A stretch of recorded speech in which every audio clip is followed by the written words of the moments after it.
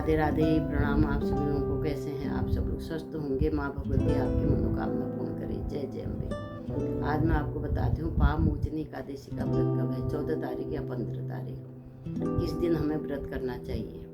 इस बार जो है पाप मोचनी एकादशी का व्रत 15 तारीख है। वैसे तो 14 तारीख से एकादशी लग जा रही है, लेकिन उदय व्यापने वाली जो एकादशी होती है उसी को करना चाहिए, वो है 15 तारीख को। तो हमें 15 तारीख ही एकादशी का व्रत करना है। और उसी दिन मीन संक्रांति है। सूर्य जब राशि परिवर्तन करते हैं, एक महीना सूर्य एक राशि में रहते हैं। जब सूर्य राशि परिवर्तन करते हैं तो उस दिन संक्रांति होती है। तो इस बार 15 तारीख की संक्रांति है और उसी दिन से खर मास लग रहा है। खर मास में भी हमें बहुत चीज़ों का परहेज करना पड़ता है, जैसे गृह प्रवेश है, नया वाहन खरीदना है और किसी का शादी ब्याह तय करना है। ये चीज़ें हमें खर मास में नहीं करनी चाहिए। और हमें एकादशी के व्रत में हमें क्या क्या करना चाहिए, किस तरह से हमें भगवान विष्णु की पूजा करनी चाहिए। सबसे पहले तो हमें सुबह स्नान करके भगवान विष्णु को अच्छी तरह अभिषेक करना चाहिए। पंचामृत जरूर बनाना चाहिए। पंचामृत से अभिषेक करके कच्चे दूध शंख में भर के उससे अभिषेक करना चाहिए। फिर शुद्ध जल से अभिषेक करना चाहिए। फिर भगवान विष्णु की षोडशोपचार पूजन करना चाहिए। षोडशोपचार पूजन में क्या होता है, वस्त्र उपवस्त्र जनेऊ, 3 चीज़ तो ये हो गए। कुमकुम, रोली, अक्षत। अक्षत नहीं चढ़ाना चाहिए, कभी भी भगवान विष्णु को अक्षत नहीं चढ़ाना चाहिए, जौ चढ़ाने चाहिए। अक्षत के बदले हमें जौ चढ़ाने चाहिए। और फिर धूप दीप नैवेद्य, फल फूल, तब दक्षिणा, आरती। इस प्रकार से षोडशोपचार पूजन हो जाता है। और उसके बाद हमें विष्णु जी के 108 नाम करके एक एक दाना जौ चढ़ाना चाहिए। ऐसे विष्णु भगवान की पूरे अंग की पूजा हो जाती है।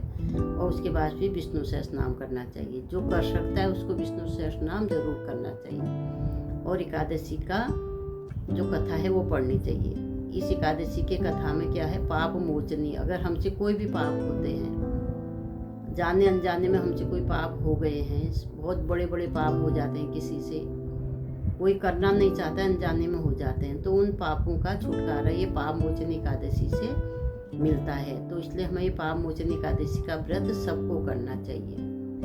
तो व्रत करके हमें दान पुण्य करना चाहिए। कोई भी हम दान करते हैं, इस पाप मोचनी एकादशी भी है, संक्रांति भी है, तो हमारा एक दान के या एक कोई दान भी हम करते हैं तो 1000 गोदान के बराबर फल मिलता है। तो इस तरह से हमें इस दिन अच्छी तरह से दान पुण्य करना चाहिए। गाय की सेवा करनी चाहिए, गाय के लिए चारा डालना चाहिए, पंछियों की सेवा, कुत्तों की सेवा, कोई गरीब मिल जाते हैं उनकी सेवा। ऐसे हमें परोपकार वाले कार्य जरूर करने चाहिए। इससे क्या होता है, हमारे जो ग्रह होते हैं, बुरे ग्रह होते हैं, वो ठीक होने लग जाते हैं। तो इस तरह से हमें व्रत में ये काम जरूर करने चाहिए। और उस दिन संक्रांति है। संक्रांति में तो दान पुण्य का बहुत ज़्यादा महत्व होता है।